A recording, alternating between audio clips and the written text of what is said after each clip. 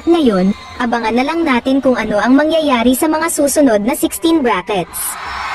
Iyon nga ang nagtapos sa unang 32 brackets. Ngayon, ang natitirang bahagi mula sa brackets ay ang pag-anunsyo ng MVP. Para sa MVP sa unang 32 brackets ng ikatlong yugto, walang iba kundi siya, hindi ba? Hindi nakakagulat hahaha, ang MVP ng ikatlong yugto ay walang iba kundi si Player Azura, at naghiyawan ang mga nanonood sa pag-anunsyo sa MVP.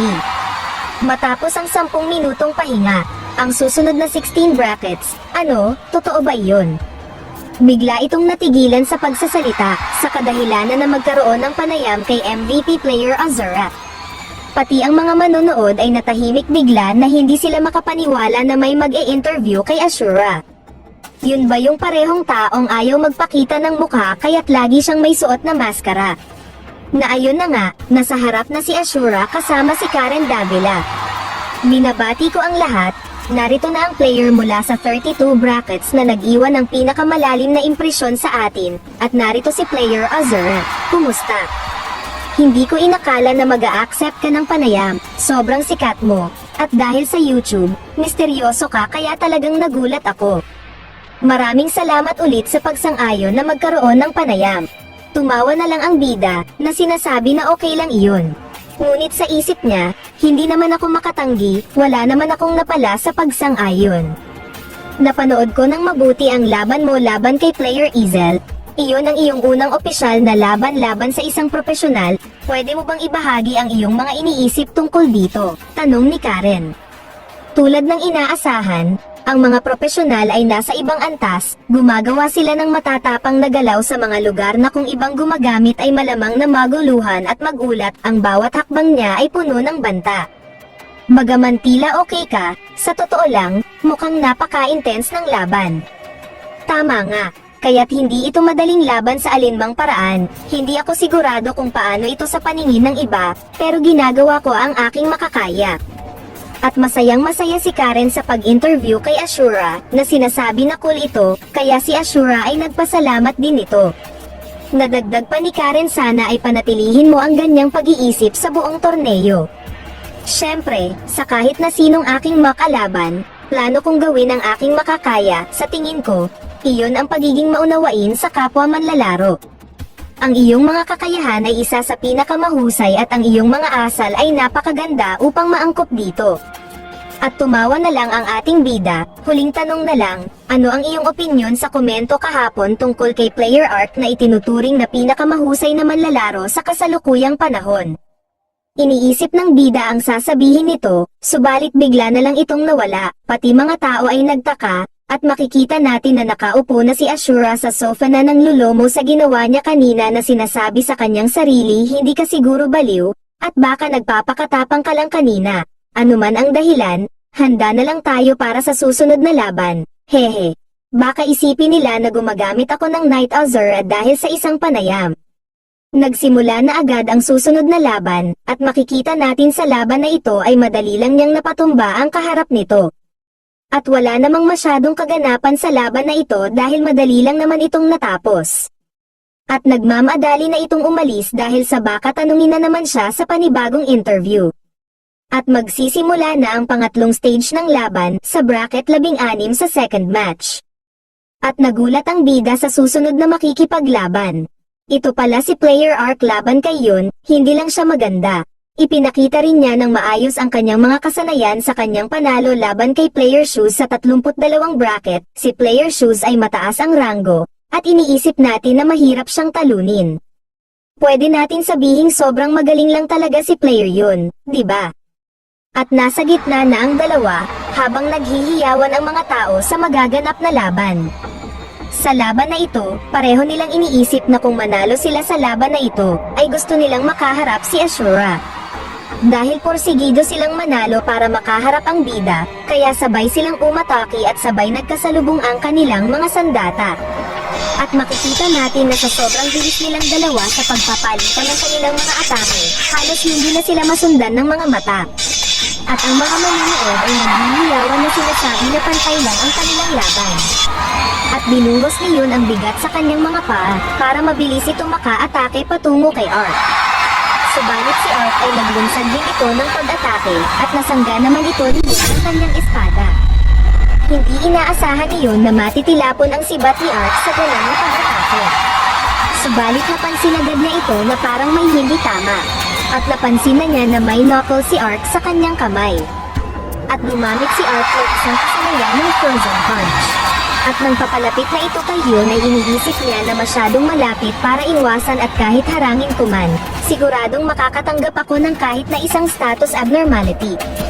Kaya't alam na niya na hindi na niya ito maiiwasan. Kaya't sumoko na ito sa laban, sinabi ni Ark na marami itong natutunan galing kay Yun. Pati rin si Yun, sinabi sa sarili ni Yun na mataas pa ang kanyang tatahaking daan patungo sa pagiging malakas. Kaya naging larawan na ang mga tao sa pagkapanalo ni Ark sa laban. Sobrang pagkamangha habang nanonood ang bida, bakit hindi ko alam na tulad ng inaasahan, ang mga profesional ay iba, at naisipan niyang bumili ng knuckle, pwedeng gamitin lahat ng armas at kagamitan. At masayang nagtapos ang laban nilang dalawa sa Stadium Arena.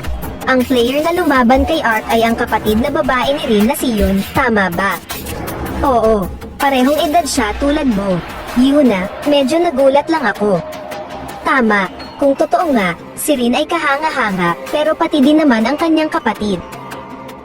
Ngayon ko lang naisip, ang kuya ko ay mas magaling sa akin pagdating sa kontrol, bagamat mababa ang kanyang antas, sa paghusga sa kanyang kontrol, mas magaling siya kaysa kay Kaiser. O talaga ba? Di mo sinabi na sumali rin pala ang kapatid mo sa torneo? Oo. Pero na-eliminate siya sa qualifiers. Paano nangyari yun, kung mas magaling siya kay Kaiser? Hindi sana siya na-disqualify sa qualifiers, di ba? Mukhang maraming profesional na sumali, kaya't hindi siya nakapasa sa dami ng magagaling na kalaban. Kung mas magaling siya kaysa kay Kaiser, dapat nga't nasa tier 2 sa minimum siya. Dahil si Ark at si Lucifer ay nasa tier 2.5, hindi dapat siya dapat na-disqualify kung na-eliminate pa rin siya. Mukhang may hindi tama. Sa tingin mo, sabi mo nga, hindi niya sinabi sa iyo ang kanyang class rank, at mukhang hindi siya diretsahang magsasabi ng kahit anong bagay. Ngayon ko lang naisip, na tama ka nga, nakuha ko na, hindi ba't baka nag-drop out lang siya kasi ayaw niyang mag-appear sa rankings, tulad sa preliminaries. Kung ayaw niya ng atensyon, mas makatwiran nga yun. Maari maging possible nga ito sa nakakatanda kong kapatid.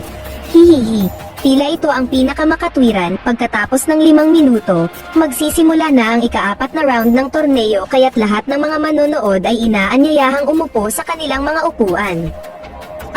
Nagsisimula na, lalabas sila ngayon, di ba? Oo, sinabi nilang ipapakita nila ito pagkatapos ng finals kaya makikita natin ang mga guild mark ng lahat. Binalot ng katahimikan ang stadium sa ganitong paraan, nagtatapos ang huling laban ng ika-4 na yugto ng torneo. Oo, tapos na ang laban, pero hindi ko alam kung ano ang sasabihin, ako rin, pero napakaganda lang ng nangyari. Sa lahat ng mga manlalaro sa ika-16 na bracket, 6 na manlalaro ang may parehong logo, ang 6 na ito ay lahat sa iisang guild. Paano nangyari ito? Totoo ba yan? Paano nangyaring 6 na tao ay mula sa parehong guild? Wow! At silang lahat ay nasa top 16 sa rangkang. Lahat ng miyembro ng guild na yan ay kayang tibagin si Lucifer, hindi ba't iyon na ang kahulugan ng elitismo? Inaasahan ko ito. Ngunit mas kahanga-hanga pa pala, tinatanggihan ko ang dami ng pansin na ito, ngunit dapat tayong unti-unti na magparami ng ugnayang pandaigdig. Tama, dahil unti-unti nang nagiging nababahala ang Black Guild, ngayon ang pinakamagandang pagkakataon. Hey, Guildmaster, tignan mo dun, ito pala si Vern. Mythic Guild affiliated to the Hero Guild Vern, kaya mo bang talunin siya? Malalaman ko kapag nakalaban ko siya, pero mas mataas ang posibilidad na matalo ako. Gagawin ko ang lahat ng makakaya ko para magamit niya lahat ng kanyang mga diskarte sa laban namin, kaya siguruhin mong durugin mo siya at manalo. Syempre, upang mapasama siya sa aming grupo, kailangan kong manalo. Narito ba ito, tuwing pumupunta ako dito, nalilito ako. Gusto kong makalaban si Ashura. Hindi kita papayagang madaling manalo, Hanseiya. Kasi simula pa lang ng laban ay mukhang mainit na bumungad sa mga manonood nito. Yun pala dahilan dahil si Hansaya na ang lumalaban at napaka-sexy pala nito kapag nakikipaglaban. At ang makakaharap niya sa laban ay si Vern, 2 buwan na ba mula nang huli kitang makita. Hams, minamanmanan mo ba ako dati? Ano ba, nahuli na ako. Hindi na may aalis yun dahil nag-overlap ang aming hunting grounds, hindi umusad ang pangunahing senaryo kaya maraming hunting areas ang naka-lockdown.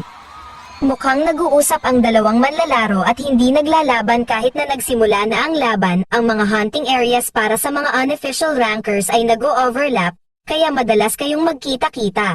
Kahit hindi kayo masyadong malapit, tingin ko magiging magkausap pa rin kayo. Ngunit higit sa lahat, ang karamihan sa Hero Guild ang nakilahok. At iniisip ko na hindi nakilahok ang healer at ang mage na may gravity skills dahil hindi sila angkop sa torneo. Bagaman hindi ko inaasahang mananalo, dahil sa nakapasok na ang lahat ng miyembro ng aming guild sa quarterfinals, ayaw ko rin naman matalo ng walang laban. At ang sinabi mo ba dati ay valid pa rin kung matalo ka sa isa sa amin?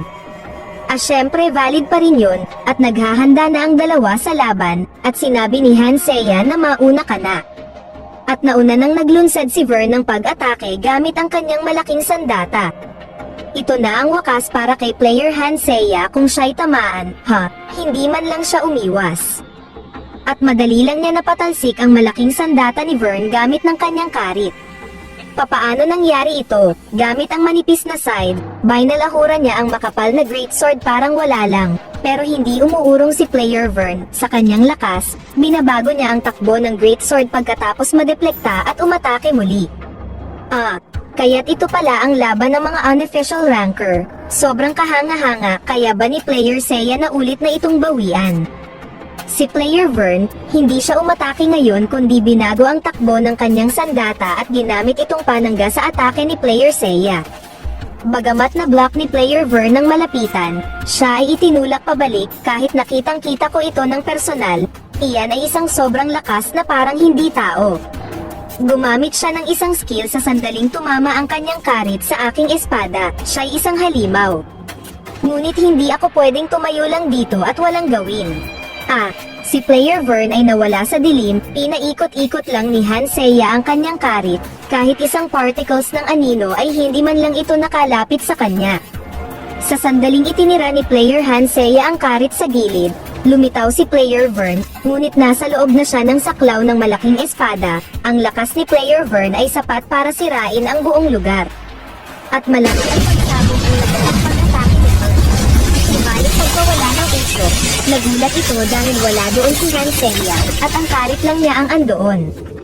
At naramdaman na lang niya ang presensya ni Hansaya na nagmumula sa kanyang likuran bahagi. Napansin na lang niya na agos na lang ang karit sa kanyang katawan. At ito ay hinela pala ni Hansaya pabalik sa kanya. At namilipit ito sa nagawang damage sa kanya, hindi pa tapos si Hansaya, sinundan na naman ito ng kanyang pag-atake. Pinilit ni Vern na makagalaw, buti na lang ay nagawa niya ito na sangga gamit ang kanyang malaking sandata. Subalit ang kadena sa karit ni Hansaya ay binabalot siya nito. Hanggang sa hindi na ito makagalaw pa, tumalon si Hansaya at sinalo niya ang kanyang karit. Brutal niyang tinalo si Vern na gamit ang kanyang sandata ay pinugutan niya ito ng ulo. At ang mga nakasaksi ay nagulat sa ginawa nito, ang ika-4 na laban ng ika-16 na yugto, tapos na ang yugto na yun. Ganun pala ang paraan ng pakikipaglaban ng mga manlalakbay. Ang pangalan ba niya ay Ashura, alam niya kung paano lumaban. Sa tingin ko, tila siya ang mananalo, exciting malaman kung ano ang hihingiin niya. Alamin mo ang tungkol sa kanya. Yes sir, gusto ko talaga siya. Kung kunin ko siyang alagad, wala nang oras para mabagot pa. Lumalalim na ang gabi sa bayan ng Venea, at may isang taong nagmamasid sa isang bahay. At sinabihan niya ang mga kasamahan nito na pumunta sa bandang likuran. Ang mga manlalakbay ay naglalakbay sa pamamagitan ng iba't ibang dimensyon gamit ang kanilang sariling katawan, kaya't limitado ang ating maaaring malaman, kahit manako natin ang looban. Hindi tayo makakakuha ng maraming impormasyon. Ngunit kailangan pa rin nating subukan, yan ang trabaho ko, at bigla na lang may nagsalita sa kanyang likuran na sinasabi kung ako ang nasa lugar mo, hindi ko gagawin yan, nahuli ba ako, ang pinakamahusay na assassin ng imperyo, hindi ko maramdaman ang kanyang presensya, hindi siya si Azura, May kinalaman ba sila sa isa't isa? At makikita natin ang ngiti ni Lebius na parang wala nang gagawing tama. Ang pagkakakuha sa akin ay nagpapahiwatig na sapat siyang magaling na patayin ang emperador. Syempre, hindi siya ang uri ng tao na aatake ng basta-basta, pero para sa kahit anong kaso, kailangan kong alisin ang posibilidad. At bigla na lang itong nawala, andoon pala ito sa likod ni Lebius, naghahanda na ito sa kanyang pag-atake. At bigla na lang itong hindi makagalaw dahil sa bigat ng pressure. At nagtataka siya kung ano ang nangyayari, kaya nakakainis ang mga tapat na aso. Anong atake ang ginawa ko, o pinatay ko ba ang emperador? Magsasalita pa sana ito kaso nilagyan ni Lebius ng X mark ang bibig nito. Paano mo nagawa ang pag-atake sa emperador? Iyon sana ang sasabihin mo, diba? Kaya't itinuloy ko na at pinatigil ka, wala kang pakialam, diba? Ngunit mas mahalaga, paano ko dapat mapatay ito? Dapat ko na lang bang patayin ikaw? Kailangan kong may parating ito sa aking kamahalan. Joke lang yun, magiging abala kung mapatay ang pinakamalapit na tagapayo ng emperador, kahit ako pa iyon. Pakiusap, sabihin mo sa kamahalan ito, hindi ko alam kung bakit ka narito, pero kung ayaw mong makipaglaban sa amin na naglilingkod sa kamatayan at pagtulog, hanapin mo kami ng may paggalang, okay? Oo. Naiintindihan ko, at umalis na ito na ginamitan ng kapangyarihan ni Lebius na kapangyarihan na mind control. Naging nakakainis na nga ang mga bagay para sa kapakanan ng aking amo. Dapat kong makipag-ugnayan sa kanyang kabunian na Santo Papa, dahil hindi ko alam kung nasaan ang apostol. Kaharian ng banal na Papa.